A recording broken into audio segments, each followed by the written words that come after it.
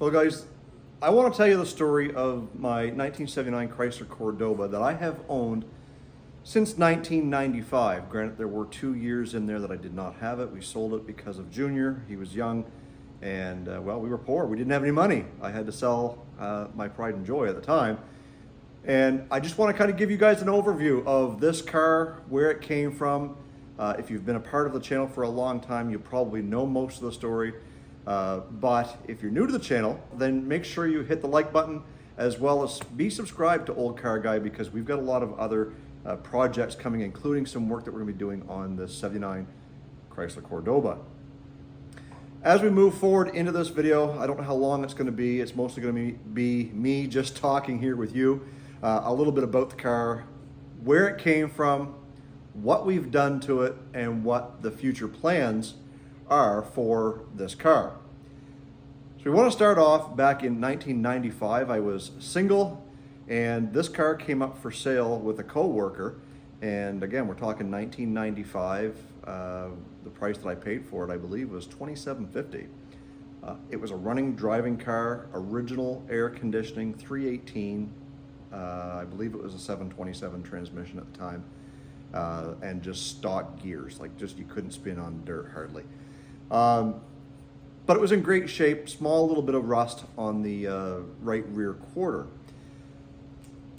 I drove this car pretty much daily, except for the winter times, and when my son Junior was born, we were hard up. We had to sell it, and so we ended up selling it to a young fella who certainly put it through its paces. Would slam it in reverse, back up doing about 30 miles an hour and drop it into drive and just smoke the tires off that car. And, I took pride in it. I really did love it. I washed it all the time. It was always clean, never dirty, hardly a speck of dirt on the floor. And, when it was gone and we saw what was being done to this car, it literally broke our heart. And I say our because obviously I had met my wife and we were married by that time. It changed hands one other time, I believe, and when I got a phone call from a friend that said, "I know where the car is, you could probably buy it cheap. Do you want it?" I was like, absolutely. I had a couple dollars saved up. In fact, I had to scrounge for a few extra dollars to go get it. And the car was sitting in a field. I wish I had footage of this. The car was sitting in a field. It was full of junk. It looked like a dog had been living in it. There was slobber. The interior was trashed. The seats, the original seats in the car, were the fine Corinthian leather, but I had and ended up replacing that when I owned it with some upholstery that you see in the back seat, and that was the way it was. But the car would run, but it had a rod knock. It had a broken connecting rod. There was a hole in the base pan, and I sat on it for a long time before I ever had the not necessarily the motivation, but the money to start tearing this thing apart. Of course, it doesn't cost anything to tear it apart. So if I can find some pictures, I'll throw them up of tearing this thing apart, scraping down the floor with a wire brush and painting it, and getting the motor rebuilt and put back into it, and my dad painting. And this was the first car that he painted completely from start to finish, and he was probably in his early 50s back then when he did that. And that's kind of when we started working on this, was back in probably the early 2000s, mid 2000s. In fact, the tires that are on the car right now, these BF Goodrich tires, are the tires that I put on that when I rebuilt the car. We did do the transmission on it. We also did the front suspension. Everything was new, and we managed to rebuild this thing so that it was once again a daily driver if needed be. But there never was any cruise control in the car, and the air conditioning that used to work now did not, and still doesn't to this day. So we drove it for a little while. We used to drive it in the summers, and the reason why it got parked a few years ago was because I bought Dale the truck, and I started doing a lot of work on Dale the truck. If you guys don't know what Dale the truck is, it's my 77 Chevy C10 that we have aptly named Dale, and did a lot of work to it as well. And so the old Mopar just took a sideline. And yes, that's what we called the car, was the old Mopar. Never really had a name other than that. So it was time just recently to get this thing to a point of, what do we do with it? I'll never sell it. It's going to be something that likely will get handed down to Junior at some point. In fact, he's probably driven it more than I have in the last 4 years. So the plan is we've got to fix a lot of things on this car. And some of the things that we've got to fix are electrical related, because one power window on the passenger side does not go up or down. And the driver's side, the motor works part-time, so I think the switch might be a little dirty or bad, but it's off the track. It's literally fallen down and it's kind of just sitting in the bottom of the door. So we've got to get some electrical work done. The tach quit working again. I know I spent some time trying to get that working, which it did, and then one day I come out to start it up and it didn't work. The heater core leaked on it one summer several years ago, so I ended up having to drain the heater core and bypass it, so you'll see that the hoses are just kind of looped together. And because the AC doesn't work, in order to fix the heater core, you've got to replace the whole heater box, which means the dash has got to come out. And I've been putting off doing that job because I wanted to add air conditioning back to this car at some point. And I don't want to do one without the other. So if I go with a Vintage Air or whatever other company might happen to be out there, then I'll do it all at once. The problem is it's pricey for this car. In US dollars, there's a couple of grand, which means in Canadian dollars, it's like $2,800 to $3,000 to put in this car just to get air conditioning and heat back in the car. The other problem that we had was no cruise control. And well, I've got the cruise control installed, kinda. The wiring is just looped up underneath the dash, or underneath the hood, and I've never wired it in. The steering column never did get painted. It was a red, out of a red car, and I just kind of spray bombed it black because it never had tilt. I put tilt in it.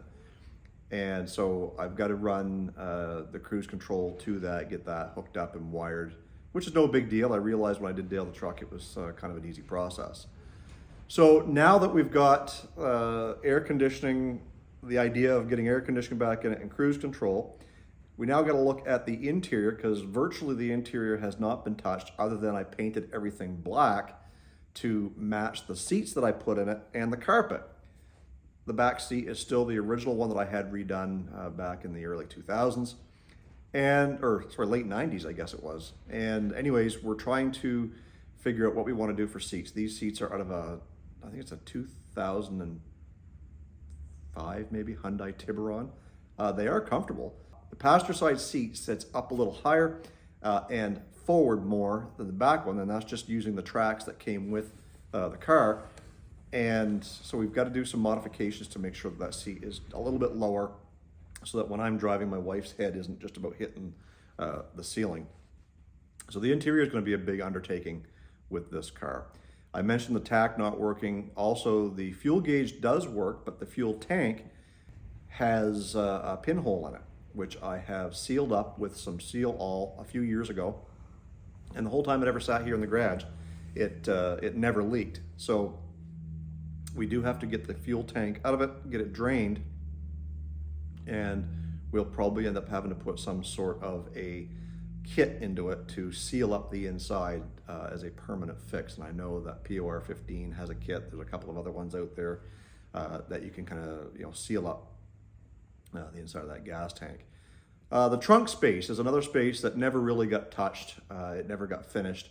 There's no mat, there's no carpeting, there's no installation. It was just kind of oversprayed, and that's the way it stayed. So, I've got a donut spare in there. I've got a sub box up in the back with an amplifier, which is an old system. I'd love to upgrade that system because the head unit that's in it right now just simply doesn't even accept Bluetooth from my iPhone 14.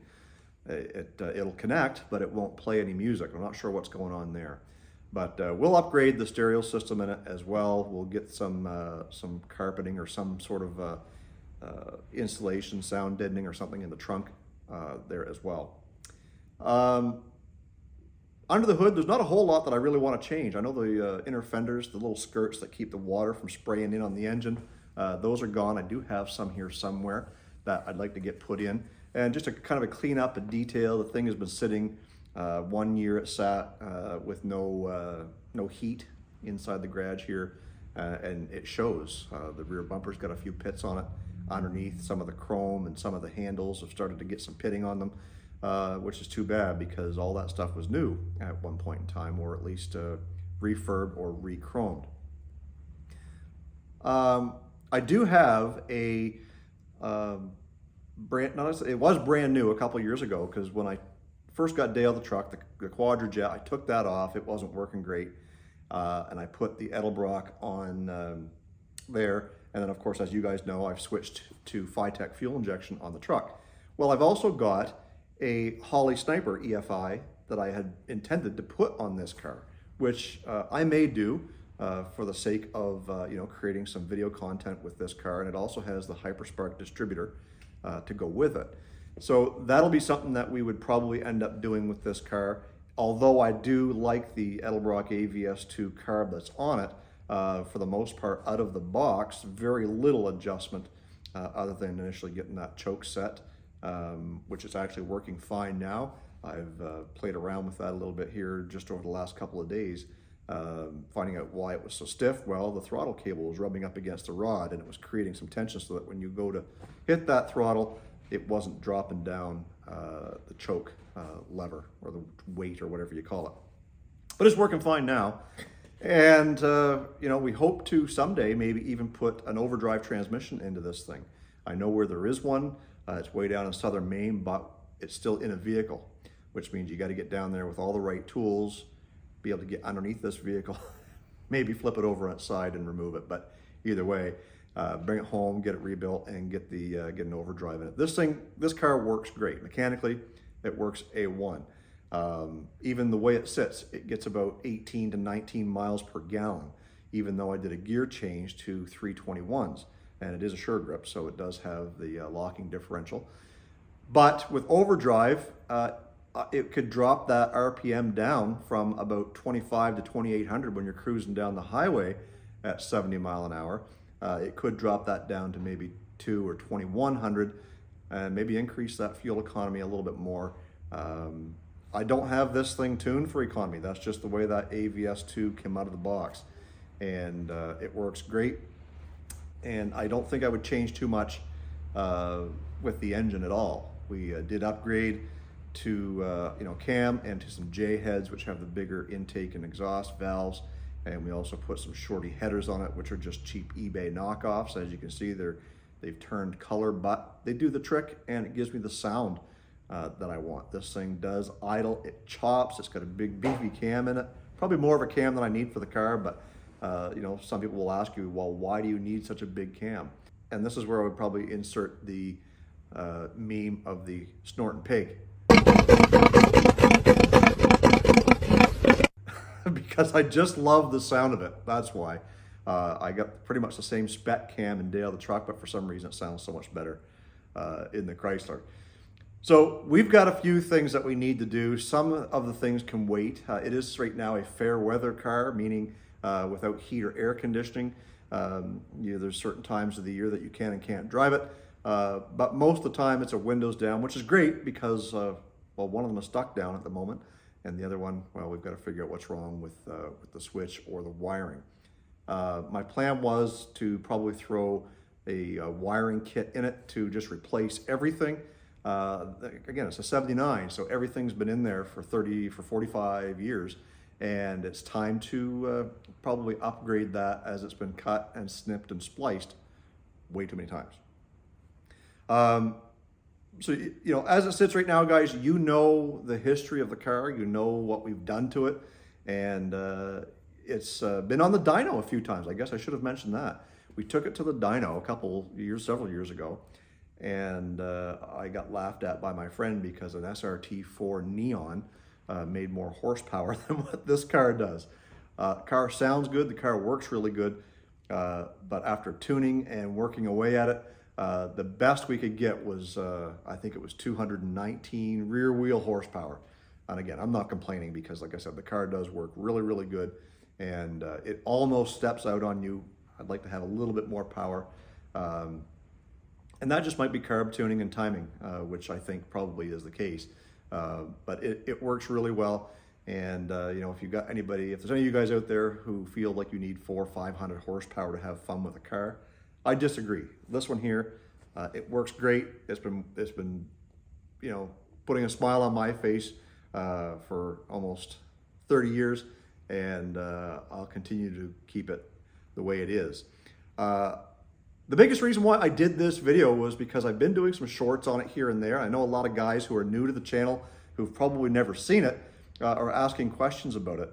And so what I'd like to know from you is, do you want to see some upgrades on this car where we do a air conditioning system under the dash, where we install the cruise control on this, which is going to be very similar to Dale truck because virtually the steering column is almost identical on a Chrysler as it is a square body Chev of the same era.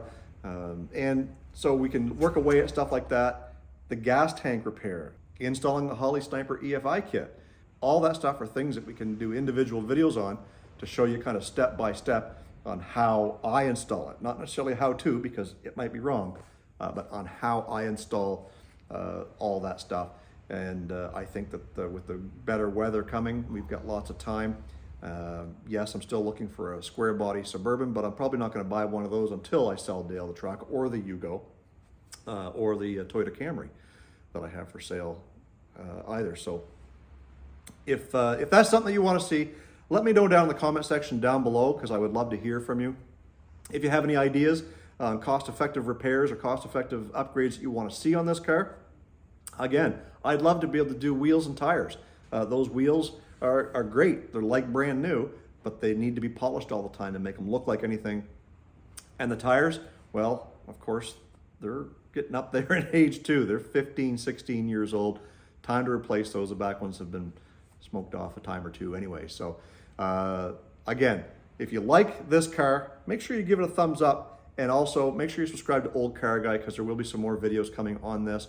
How many videos will depend on you guys, on whether or not you'd like to see this type of content. And from there, I will take that into consideration and see what I can do. So let's hope we can make something work for you guys as well as benefit the channel. Stay focused on the windshield, not the rear view mirror. I love you guys. God bless. Let's do it again in the next video.